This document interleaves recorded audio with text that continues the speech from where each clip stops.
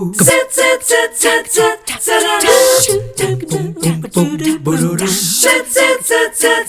Good morning, so nice to see you. I almost caught myself saying happy Monday. It feels a bit like that on this shortened week, but it is a Tuesday after we've come off the Labor Day weekend. Hope that you had a great one. And I heard on the radio on my way into work that this is something they call Telephone Tuesday. This is the day, apparently, when businesses all across the country get more calls today than ever any other time of the year, because people are saying goodbye to summer and they're looking ahead to the holiday season. So it's a great time for us to kick the show off with Kevin Fuerst, who's back on the show with Fuerst Financial Group. And I'm setting you up because you said you kind of wanted today to talk about the fundamentals, as you put it. Right. So before we do get into that holiday spending season, you want to give us some caution about making sure, what is your phrase? You have to watch a thing to change a thing? That's right. Yeah. That's right. Always. And so in anything you do, whether it's, well, we were talking earlier, you know, we're on the beginning of the football season. And so these college players, I watched some of the games this weekend, these guys practice all the time the fundamentals. And the way they become professionals is they get better at the fundamentals, because nothing really changes in the game. We all know the game. It's just practicing the fundamentals. And I think it's the same with finance. Right. We have to practice the fundamentals. You have to live below what you make. I mean, you can't spend everything you make, I should say. You have to stay out of debt as much as possible. You have to save something. I mean, save as much as you can, really. And those are some of the basics of finance. And so people think it's it's some kind of a magical thing. Right. There's a book I read early in my career called The Millionaire Next Door. Oh, yeah. And it talked about that very thing. It were people back in the 40s, 50s, 60s that saved money, lived below their means, bought modest homes, stayed there for their whole life. And I'm not saying you have to do that. I'm just saying those are the basics, the fundamentals. And they became millionaires and they live next door to you and you don't even know it. So, okay, a couple of things that are coming through my mind. This is not advice to give, it's just a conversation at the moment with Kevin. But I can remember as a kid growing up, credit cards were not really a thing.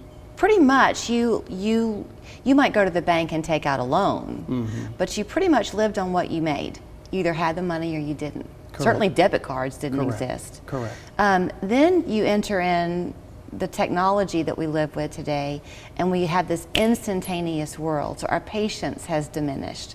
Do you think that plays a factor? Because the idea of, quote, just saving $100 this month doesn't seem like much because you want the big payoff quickly? Right. So the fundamental is you're not having any delay in your gratification. You want instant gratification. And so that's the fundamental. So you have to go back to what's the principle. The principle is that you save until you have X amount of dollars above what you want and then go pay cash for it. Right. That's a fundamental. Pay cash for things and then live within your means. So if you're buying a Lamborghini and you can really only afford a Pinto. Well, that okay. Or I was thinking Honda or something like that. But I think then you're outside the fundamentals again. You're buying more than what you can really afford. So is it important, if you're trying to establish these fundamentals, and we'll play part philosopher now with this conversation, Kevin, but the company you keep matters. So if you are trying to keep up with the Joneses, so to speak, it's one of the best things you can do, pull back and give yourself permission to not walk that path. Yeah, I think you have to choose wisely, I guess. You have to be careful who you hang out with. I think that matters some. Right. But it doesn't always have to be about money. You can do things and have fun and hang out with whoever you want to. Right. You just have to guard your own financial well-being, Right. because it goes back to the fundamentals. The fundamentals is still just don't get into debt, don't overspend, and don't be led down the path of I got to have something. And we've all done it. Sure. I'm the worst of all. So I want something and I don't want to wait. That delayed gratification is gone. Right. But I have learned to temper myself and say, okay, here's what I want. and I'm going to get it, and I'm going to do it over this period of time, or I'm going to go at it a certain way. So there are probably people watching thinking it sounds great, but have you been to the grocery store lately? Or my investments in my 401k are just going topsy-turvy, and every time I think we're getting ahead, the market tumbles again. So from an investment standpoint, I know you have to be careful what you really advise on the air, but if you're looking to invest in the stock market, when it's low, the positive spin is it's a good time to buy. Is that right? That's right. You still have to go back to fundamentals. Over time, you put money in. It's called dollar cost averaging. You're putting in $1 every month for 12 months, and so you're getting an average price. So, you know, again, that's a fundamental, just saving on a regular basis, just like we pay our taxes on a regular basis. I wish people still had to pay taxes directly. I wish we didn't have them withdrawn from our check. Oh, it would make us more aware of how much we really pay in taxes. Yes. But the same with saving. If you set a certain amount in your savings, all of a sudden, or if you get a raise, instead of taking the money home, you know, up your 401 or your simple whatever you have, and pay more into it so that you don't see it. And then that's a good fundamental of saving on a regular basis, so that you have the money you need later on. I mean, the markets have gone up and down for years and years and years. Sure. And so you just have to be wise in what you get. And you don't have to put it all in the market. I'm a big believer in property. I think having real estate is important. It's part of your portfolio. Are you a big believer in cash? Do you think it's a good idea to have some cash reserve? Yes, but I think there's also a place to keep cash where you can make money. Right now, my opinion is it doesn't seem like the banks are paying much on their savings. I know there's money markets out there that pay anywhere from 4.5% to 5.5%. Right. Why wouldn't you put your money in something that's going to make money? That's a fundamental.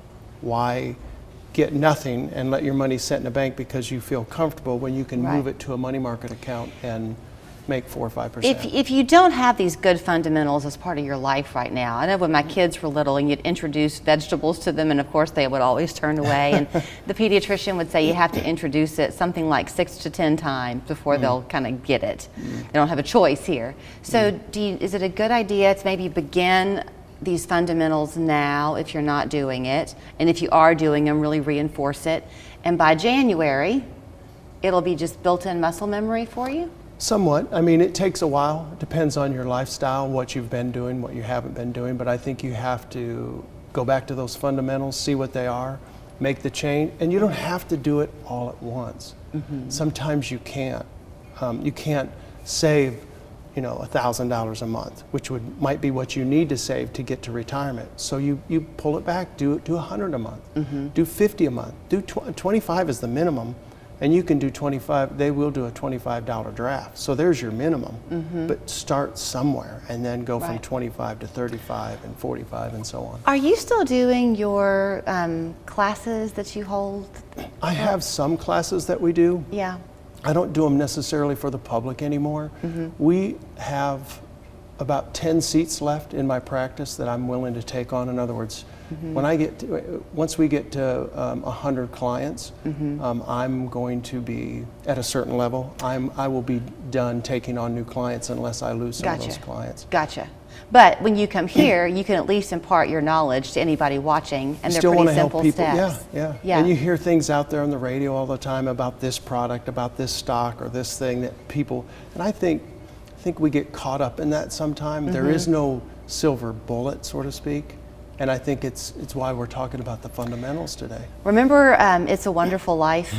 And when Jimmy Stewart manages to get through the day and he has $2 left. Right. So he paid everything he had to pay to everybody, but he still had $2. And saved the bank. So, I've been there. I'm sure you've been there too. Absolutely. That too is an accomplishment. Yeah.